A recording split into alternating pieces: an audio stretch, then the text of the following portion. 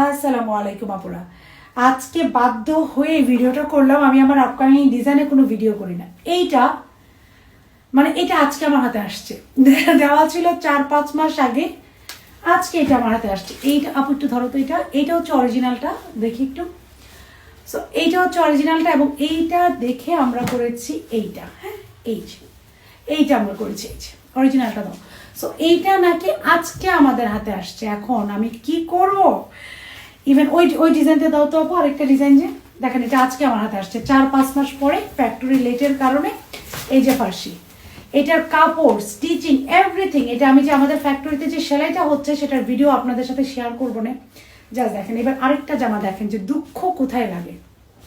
এটা একটু সরা দিত, এই যে এইটা, ওইটা সরা দাও।